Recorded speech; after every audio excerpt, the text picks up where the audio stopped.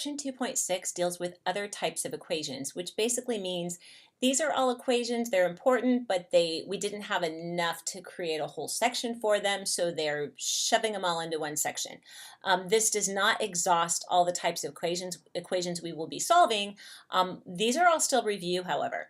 So equations involving rational exponents, I first wanted to remind you about rational exponents.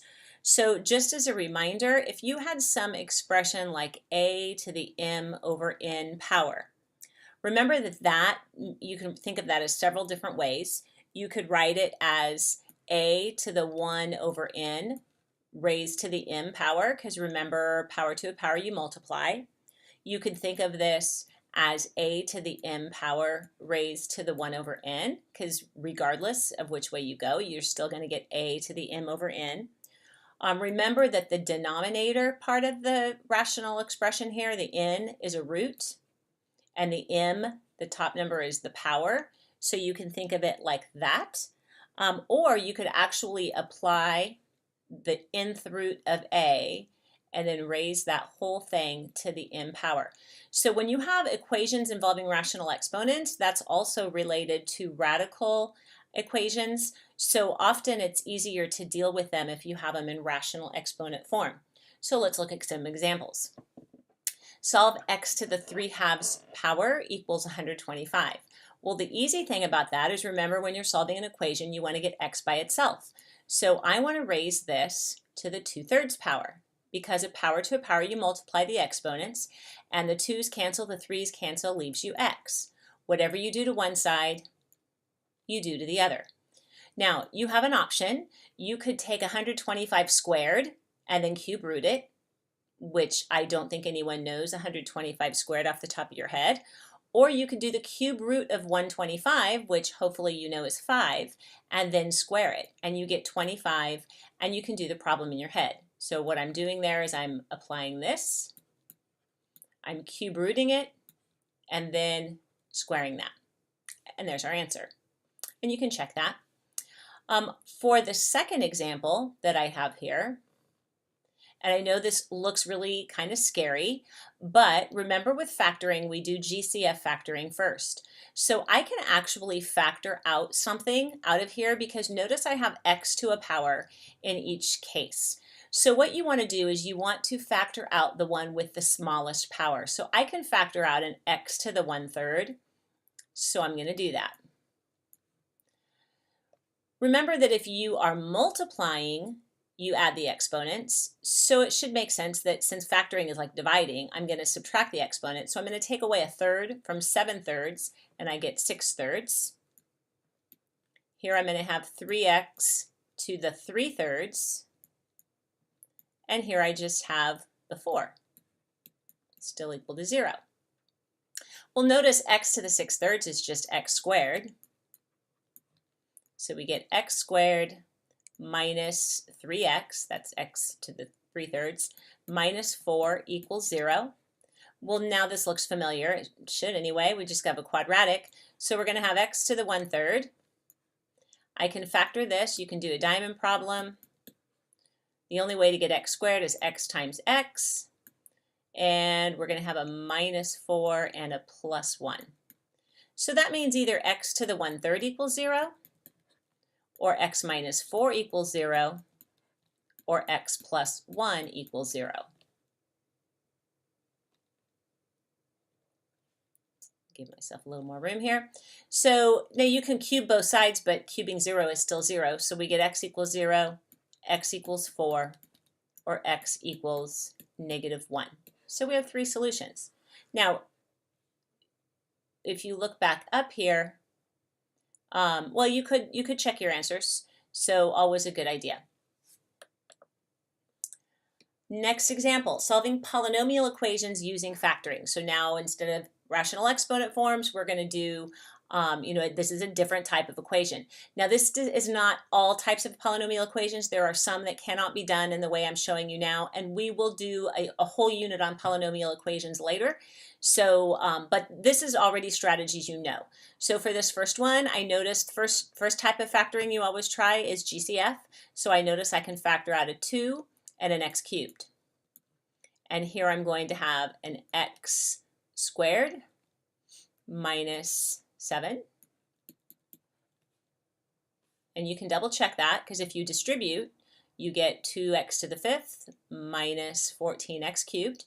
So now I can say, now I don't have to say 2 equals 0. I mean, that we know that's not the case. I can just actually say x cubed equals 0, or x squared minus 7 equals 0. So we get x equals 0. Here we get x squared equals 7, which means x equals plus or minus the square root of 7. So I have 3 solutions, plus or minus the square root of 7 and 0.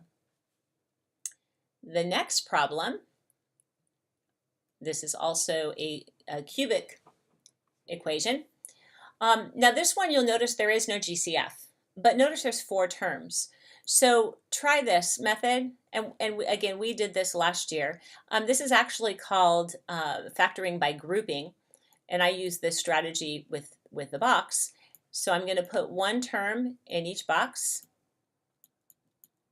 and then I'm going to pull out any GCFs that I can out of the row. So I see I have an x squared, which makes this an x, which makes this a plus 3, and here I have a minus 25, and I just kind of double check and make sure everything works, and it does.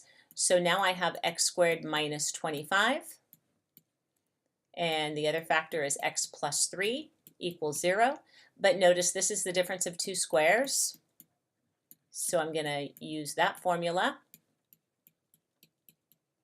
Then using the zero product property, we have x plus 5 equals 0, x minus 5 equals 0, or x plus 3 equals 0.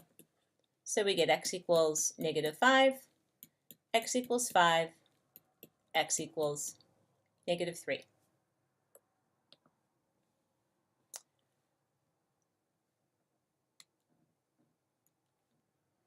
Okay, next one, solving radical equations. So on this one, you want to undo a square root, so we're going to square both sides. Whoops, kind of chopped off that one there. So here we just get x plus 3. And over here, you're going to multiply this out. So if you want to, for some of you, it might help to see this, even if you're going to FOIL it. So we get 9x squared. I'm going to have the outside is minus 3x, the inside is minus 3x. So I get minus 6x, and then a plus 1. And now we're going to gather up our terms. So I'm going to have 9x squared minus 6x. Actually, let me change that here. I'm going to subtract the x, so I'm going to have minus 7x, and then a 1 minus 3 is negative 2. But notice how I kind of switched them over to the other side anyway, because I'd rather have them over there. So now for this one, it's going to require what we used for the modified diamond in the box, because it was not just an x squared. And we are looking for 2 numbers that multiply to negative 18 and add to negative 7. Well, which means they really are subtracting to that. Okay, so we have a negative 9 and a positive 2. But remember, that doesn't go into the parentheses. That tells me how to break up the x's. So I have a 9x squared. I'm going to put the minus 9x here, the 2x here, and I can factor out a 9x and a plus 2. So we get 9x plus 2 times x minus 1 equals 0. And that's going to give me x equals negative 2/9 and x equals 1. Now, this little note I have over here, check for extraneous solutions. Often when you go through the process of squaring both sides, you can actually pick up an extra root, which is not a solution because it doesn't work. You won't know that unless you check it. So I'm going to check the 1. If I plug a 1 in here, I get 1 plus 3 is 4, the square root of 4 is 2. And if I plug a 1 into the right side, I get 3 minus 1 is 2. So this one works. Now if I plug in a negative 2/9, a negative 2/9 plus 3, which is going to be 27/9, gives me 25/9, and I square root that, and I get 5/3, square root the top, square root the bottom. Over here, if I plug in a negative 2/9, I think, well, I'm going to have something negative, and then I'm subtracting. I don't even care what it is. I get something negative. I have something positive on the right side and something negative on the left side. That's not going to work. So that is not a solution. So I only have one solution, which is a 1. You have to check for extraneous solutions when you solve radical equations. Okay, now this one kind of takes it up a level. Because what we actually are going to have to go through this squaring process twice, and that's because we have 2 different radicals. Now, I recommend the first thing you do is get it so you only have 1 radical on a side. So I'm going to change this to the square root of 2x plus 3 equals 2 plus the square root of x plus 2. And now I'm going to square both sides. So when I square this side, I get 2x plus 3. That's easy enough.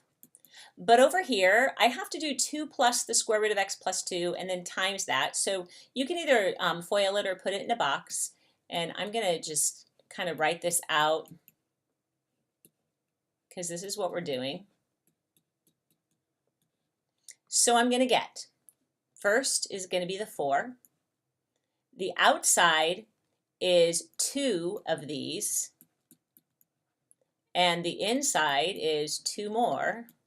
We'll be able to combine like terms. And then for the last term, I'm multiplying the square root of x plus 2 times the square root of x plus 2. So it's kind of like I'm squaring that. And I get x plus 2. So now I have 2x plus 3 equals 4 plus 4 times the quantity x plus 2, because I could combine like terms, plus x plus 2. So now what I want to do is isolate the radical so I can kind of go through the process again, which means I need to, I have a 4 and a 2 that need to move to the other side, so I'm going to subtract 6 over to this side and get rid of these. And I'm going to subtract the x over here. So now I'm going to have x minus 3 equals 4 times the square root of x plus 2. Oh, and of course I picked one that's going to make me deal with a fraction. Okay, let me get that. I'm going to get some more room here. So next thing is, because I don't have it isolated yet, actually I think I'm going to do this though. I'm going to avoid the fraction. I'm just going to square that because there's no plus or minus over here. So this will work. So then on this side, but just don't forget to square the 4. So I'm going to have a 16 times x plus 2, and you would need parentheses because at that point I'm squaring this and I'm squaring this, but because there's no sum or difference right here, that's why I can get away with doing this. And on this side I'm going to FOIL that, so we're going to have x squared minus, it would be minus 3x plus a minus 3x, so we have minus 6x plus 9. So now I end up with this equation that I'm solving. So let me just continue on.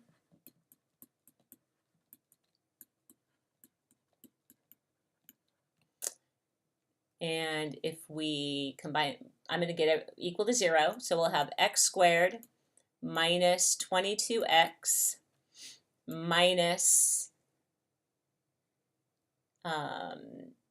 23. So now we can factor this. At least the numbers are kind of easy to factor in this case. So we get, we're going to end up with x equals 23 and x equals negative 1. But got to go back up to my original problem. We're checking a 23 and a negative 1. So come all the way back up here. If I plug in a 23, you're going to get 46 plus 3 is 49. Square root of 49 is 7. And here I'm going to get a 25. Square root of 25 is 5. So I have 7 minus 5 is 2. Good there. And plugging in a negative 1, if we do that, is that right? Yeah, negative 1. I'm going to have something negative. Well, no, here we're going to get a 1. Square root of 1 is 1. Plugging in a negative 1 here gives me a 1. So I have 1 minus 1 is not 2. So the negative 1 does not work. And here is my solution. Okay, I have a couple more examples.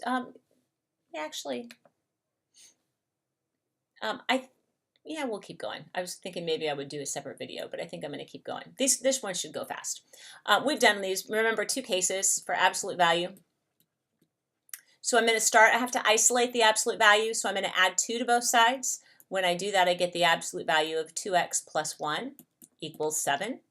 And now I have my two cases. So 2x plus 1 equals 7, or 2x plus 1 equals negative 7. Last year in Algebra 2, I went through a whole rationale of why we do this and have two cases. Not going through that again. I just want to review these. So moving on, we have x equals 3. And on this side, we get x equals negative 4. So we have our two solutions for this problem. The last type of equations we need to look at are solving equations that are in quadratic form. So this is not a quadratic equation because you see it has x to the 4th power, but it's in quadratic form. And how you recognize quadratic form is if you look at the middle term, and if you double the exponent and you find that over here, that means it's in quadratic form. So what we did last year was in this case, I'm going to take the one that's in the middle and I'm going to let u equal x squared. That means u squared would be x to the 4th.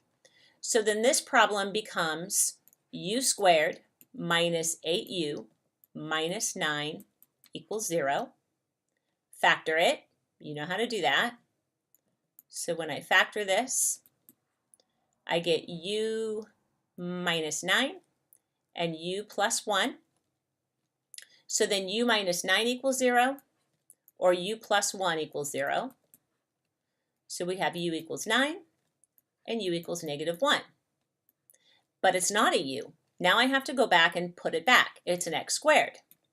So x squared equals 9, or x squared equals negative 1. Well, we don't get a real solution from this side. We're just going to deal with real solutions today. But if I square root both sides over here, I get plus or minus 3. And that would be my answer. Okay, so quadratic form, we use this substitution just so that it's not, so it's less confusing. That's why I use the u. Just don't forget to put back what it was. Now what I want to point out to you is this next problem. I know it looks more complicated because of the fractions, but this is exactly the same problem. So the setup is going to be very much the same. If you look here, I have a 2/3. If you double 2/3, you get 4/3. So I'm going to let u equal x to the 2/3. Then u squared equals x to the 4/3.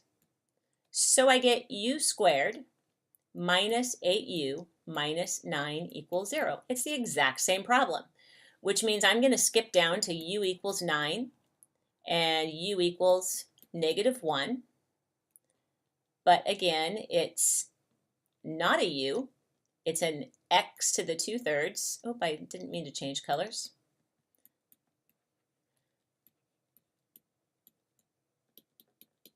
So now I have to solve this. So how do I solve a rational expression or a rational exponent equation? Remember that we raised this to the 3/2 power. And so over here, I'm going to take the square root first. The square root of 9 is 3, and 3 cubed is 27. So I get a 27. On this side, I'm going to do the same thing. So I'm going to raise it to the 3/2. Okay, well, you see I'm going to take the square root of negative 1, and that's going to be a problem, so I'm getting a non-real solution. So this one, since we're just dealing with real solutions right now, here would be my answer. So that does it for this section of other types of equations, and you should be able to do the assignments from this section.